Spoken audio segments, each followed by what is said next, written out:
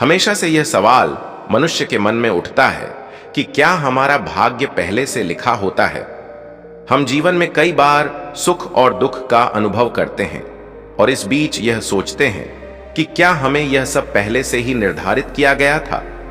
क्या हमारे कर्म और विचारों से हमारी तकदीर बदल सकती है।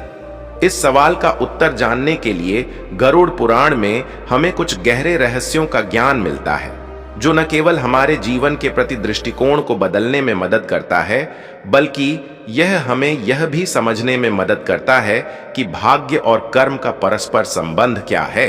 गरुड़ पुराण में भगवान श्री कृष्ण ने भाग्य, कर्म और जीवन के रहस्यों के बारे में विस्तार से बताया है।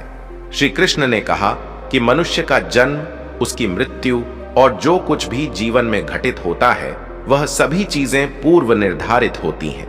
इसका अर्थ यह है कि जो कुछ भी हमें मिलता है वह पहले से ही लिखा हुआ होता है, लेकिन इसका यह अर्थ नहीं है कि हम अपने जीवन को बदल नहीं सकते।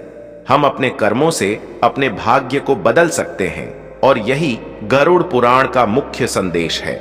भगवान श्री कृष्ण ने स्पष्ट रूप से कहा है कि हर व्यक्ति के भाग्य का लेखा उसके जन्म से पहले ही लिखा जाता है और यह लेखा कभी नहीं बदलता। लेकिन हमें यह समझना होगा कि भाग्य और कर्म का गहरा संबंध है। जो कर्म हम इस जन्म में करते हैं वे हमारे भविष्य के भाग्य का निर्माण करते हैं।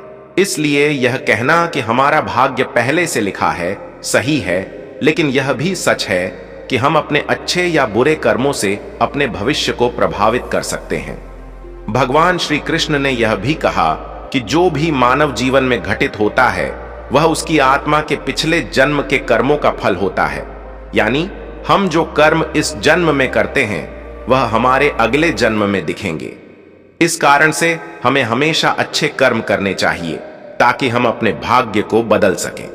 एक समय की बात है, देवर्षि नारद भगवान श्री कृष्ण के पास गए और उन्होंने भगवान से पूछा, हे भगवान, क्या हमारे जीवन में जो कुछ घटित होता है वह पहले से ही निर्धारित होता है?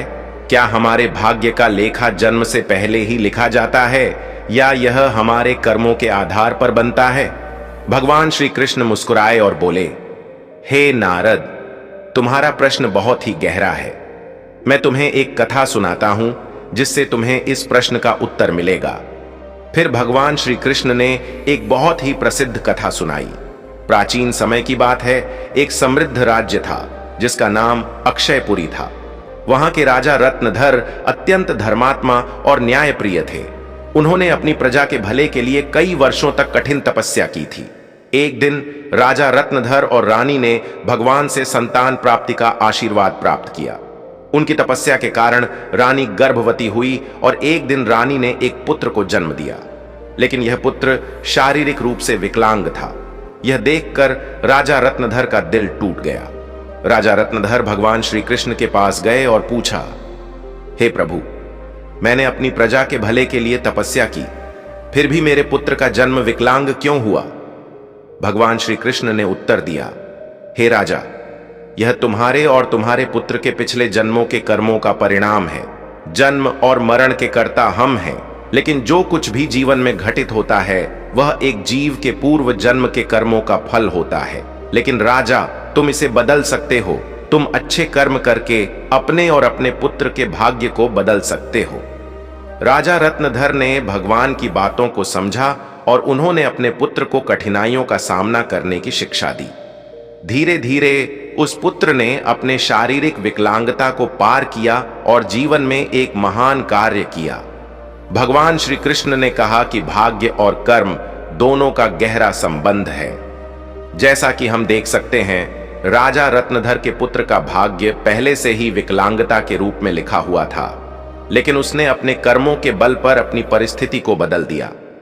यह हमें यह सिखाता है कि भले ही हमारे भाग्य में किसी चीज का निर्धारण पहले से हो, हम अपने कर्मों और इरादों से उसे बदल सकते हैं। अगर हम जीवन में सही मार्ग पर चलें, अच्छे कर्म करें और भगवान की भक्ति में डूब जाएं, तो हम अपने भाग्य को बदल सकते हैं।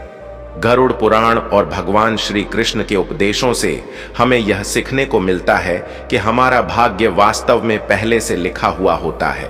जन्म और मृत्यु के दौरान जो कुछ भी घटित होता है वह हमारे पिछले जन्मों के कर्मों का परिणाम होता है। लेकिन यह भी सच है कि हम अपने अच्छे कर्मों और भक्ति से अपने भाग्य को बदल सकते हैं। हमें अपने कर्मों के प्रति सचेत रहना चाहिए और अच्छे कार्यों को करने की दिशा में हर कदम बढ़ाना चाहिए। भाग्य का लेखा भले ही तय हो, लेकिन कर्मों की शक्ति इतनी बड़ी होती है कि वह हमें अपने भाग्य को बदलने का अवसर देती है। भगवान श्री कृष्ण ने यह स्पष्ट किया कि कर्म और भाग्य के बीच एक अदृश्य संबंध है। हमारे कर्म ही हमारे भाग्य का निर्माण करते हैं और अच्छे कर्मों से हम अपने जीवन को खुशहाल बना सकते हैं। जन्म, मरण, भाग्य और कर्म का वास्तविक अर्थ हमारे जीवन में जो भी घटित होता है वह हमारी आत्मा के पिछले कर्मों का परिणाम है। लेकिन साथ ही हमें यह समझना चाहिए कि हम अपने कर्मों से ही अपनी स्थिति और जीवन की दिशा बदल सकते हैं। जैसा कि भगवान श्री कृष्ण ने कहा, हमारे अच्छे कर्म ही हमें पुण्य प्रदान करते हैं और बुरे कर्म हमें दुख और कष्ट का सामना कराते हैं। आध्यात्मिक दृष्टिकोण से समझें, हमारे जीवन का उद्देश्य न केवल अपने भाग्य को बदलना है, बल्कि इसे सही मार्ग पर चलने के लिए एक अवसर के रूप में देखना है। भगवान श्री कृष्ण ने हमें यही संदेश दिया है कि हमारे कर्म और भाग्य दोनों एक दूसरे से जुड़े हुए हैं। अगर हम अपने कर्मों को धर्म, सत्य और सेवा के रास्ते पर रखें तो हम अपने भाग्य को बदल सकते हैं। दोस्तों, हमें यह समझने की आवश्यकता है कि भाग्य पहले से लिखा हुआ होता है, लेकिन कर्म के माध्यम से हम अपने जीवन को बेहतर बना सकते हैं। इसलिए हमें हमेशा अच्छे कर्म करने चाहिए और भगवान की भक्ति में रमण करना चाहिए। जय श्री कृष्ण।